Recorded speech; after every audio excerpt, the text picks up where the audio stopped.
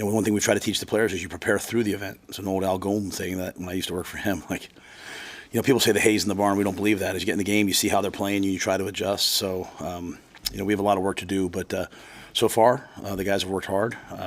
We'll see. We'll see. Try to keep picking up steam heading into the game on Friday night. Do you still do your normal hotel routine on Thursday night? Yep. Yep. Tomorrow will be just like a Friday. It'll be just like a Friday. You've been spreading the ball around well on offense. Do you like how guys have accepted that, and some games maybe they'll get it more? Yeah, I think we've thrown a lot of drop back, and so when you throw drop back, it's progression 1, 2, 3. If you throw, you can get touches to guys by calling screens and things like that, which we do some of that. Hey, let's get the ball to this guy, get the ball to that guy. But last game we came out, we had a lot of tempo drop back, right? And Dylan's pretty good in that, right? So when you go to drop back passes, the ball finds the open receiver. They pressured us. He threw the hot swing route, right? They blitzed us. He threw the glance to Isaiah. So it's a good challenge to have only one ball, right? And if you want to be 50-50, that it's hard to get everyone the ball. I'm sure guys want to touch the ball more. But I thought the Whiteouts played really well last week. I thought they got open, and just if the ball came to them, it came. And then Dylan's not afraid to work his way all the way through the progressions. So he's hit the fifth progression a couple times, which is great to see. You guys played a lot of players through 3 games. At what point does that load management become an advantage in games, or has it already done that? Yeah, we've always tried to do it.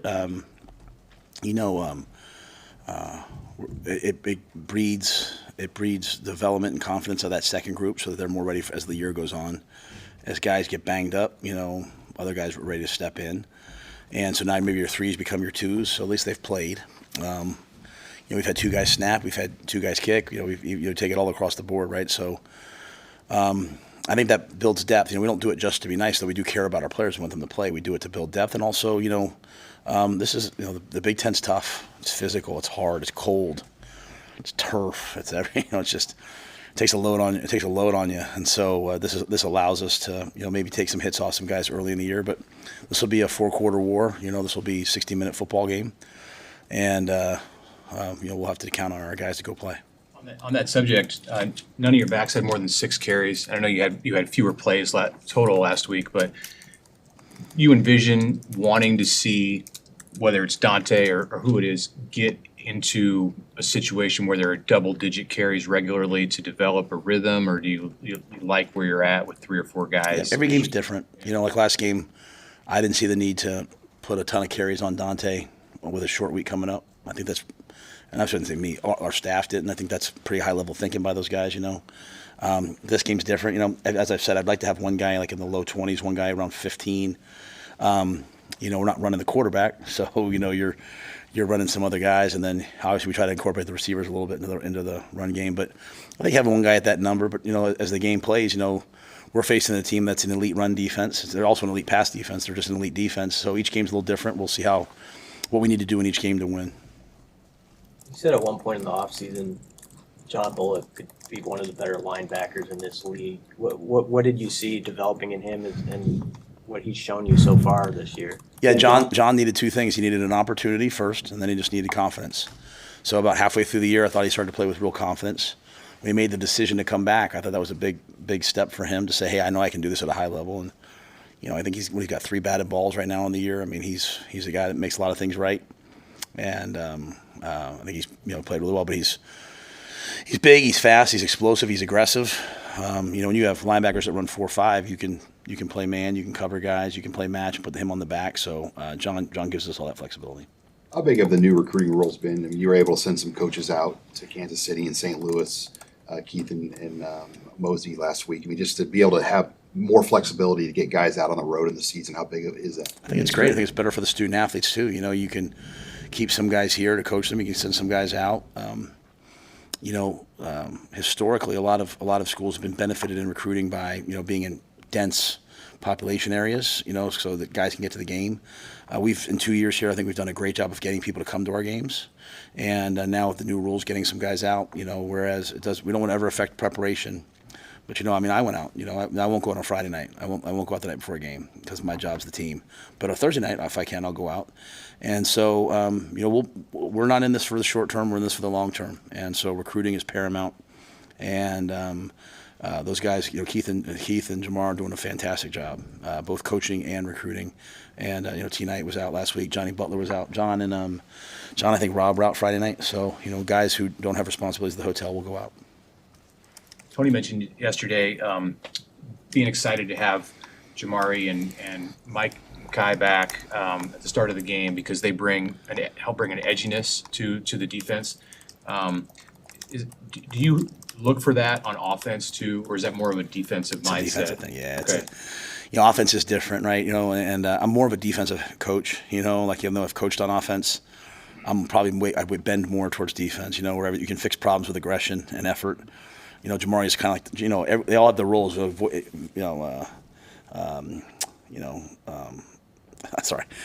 Giff is kind of like the voice of the defense. Jamari always strikes me as like the heart and soul of the defense. Marquise is kind of like the conscience. He'll say whatever needs to be said, and they're all kind of have built like a brotherhood around each other.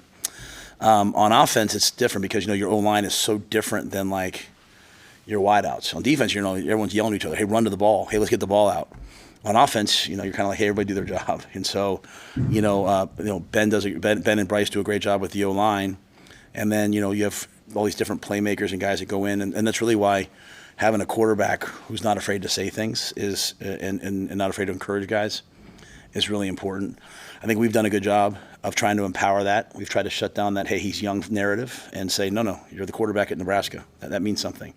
And I think Dylan's done a good job of that. And then you have great teammates. You have Heinrich, who the players have joy for and love. You have Jamal Banks. You have all these guys that the players love seeing. Ramir, love seeing get out there. And so I think it's a different vibe on offense than it maybe is on defense. And that's historical, not just for our team. Urban Meyer and Jerry DiNardo had a clip about how the crowd reacted when Heinrich had that sequence. Was that meaningful to you, just the appreciation that was shown there? Well, I think historically, I know the crowd cheers a little bit more for the kids from Nebraska when they announce their names, which I'll be honest with, I think they're all our kids, so I root for them all. But I do think what Heinrich has done means something to me, right? And he's stuck around and not just accepted a role, but accelerated a role. I think even in the press conference today, I think we maybe minimized a little bit of what Heinrich did. Like, he went in the game in the red zone where we're trying to be a better red zone team and caught an option route. So it's not just like hey, it's a check down. I called it a check down to him and he said that, but he ran an option route, and that's a lot of trust in a close game or not an out of reach game. And that's 3rd and 2. He goes back in the backfield and takes a handoff and gets a first down, right? And then he plays quarterback the 3rd play. I mean, that's a lot of versatility. And so, I didn't see the clip. Keith mentioned it to me this morning, and I respect Urban Meyer more than as a coach more than anyone, and Coach DiNardo more than anyone. It's great that he's getting that a little bit of love, but it adds a threat, it adds a dimension that people have to practice, and if they don't practice it, we have, and then it takes a playoff Dylan, it takes a playoff someone else. So kind of going back to the comment about the ball, I forget who asked. I'm sorry for whoever asked me that. Like, there's a lot of good players on offense. We have to get the ball to them, and so I think you asked me that, Brian. So like getting the ball to different people, and Heinrich fits right in there. Like, we want to get him the rock. It just can't be 20 plays, because we got the ball to this guy and that guy. So it's a fun challenge, but a good challenge. In your experiences, are these Friday games? They feel different. There's not college football on all day. And Yeah. It's a work day for most everybody. Yeah, I haven't had a ton of Friday. I've had some Thursday games, and when I was at 10, but some Friday. I go back. Yeah, I've had some Friday games. It's just you have to just be a little less stir crazy. We've had a lot of night games, so the guys do a great job of coming over here. Like, we have an optional bus that comes over, and then we come over for walkthrough, then an optional bus that goes back, so guys can come over longer, and a lot of them do it. One of the challenges on Saturday games is, as you're watching all these other games and maybe teams you're going to play or buddies you have, sometimes you can get emotionally invested in those games. And I always kind of, when we get to pregame, say, hey, none of the other games matter to us. Now let's start to really focus on our game. There's nothing much to focus on a Friday afternoon. So, we'll keep the same schedule. And so when they go back to the rooms, some of them will maybe sleep. Some of them will, watch, I don't know what they watch nowadays, YouTube or whatever, but some of them will do that, be on their phones. Hopefully they'll study their game plan a little bit and be ready to go. So it's a unique challenge, but it's a great opportunity to showcase the University of Nebraska nationally, a home game, our crowd, what I think is the best student section I've ever been a part of. So I want the world to see it, because I can tell you it matters in recruiting. I got recruits. That's all. even if they can't come to the games, I'm talking to guys in Hawaii, I'm talking to guys in Florida, and they're like, man, I saw you guys. That looks amazing. So it's another great opportunity for us. What traits of Husker fans have you observed that would make 400 straight sellouts believable? I think loyalty. I think just passion and loyalty. I think the loyalty is not just the sellouts. It's coming that early and staying late. And as I had one fan say to me at one of the events, he said, we come to support all the players. We come to support all the kids. And so we want to watch the guys warm up. And if, when we're ahead against UNI, we're going to stay to the end and watch all the guys play. And, that's really probably with UTEP. I remember coming out in the second half and, the game's probably pretty clearly in hand. I look up and I'm like, man, look at this crowd still here. It's just, it's unreal. And so that loyalty, that passion, as I've said since day one, is something that, we feel humbled by, and we have to make sure we do our job. So I feel it all the time. I feel like a tremendous, not a burden in a bad way, but a sense of responsibility to make sure that we're doing our part. And, one of the things I'm proud of about our staff is, if you ever listen to Coach Osborne when he talks about our staff, and he'll say it sometimes in terms of me, but he always says we work hard. And that's all I want. I'm not a guru. I'm not smarter than everybody else. Our coaches aren't maybe smarter than everybody else. Maybe there's smarter people out there saying that they should do this, they should do that. But we work hard. We work hard at recruiting. We work hard at football.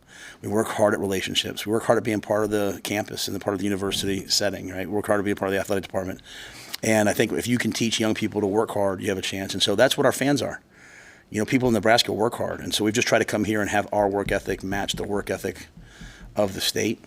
And if you go back to, there was a time this year, a pivotal time when maybe people were a little bit unease, and I put out a video of, Paul Harvey doing The Farmer.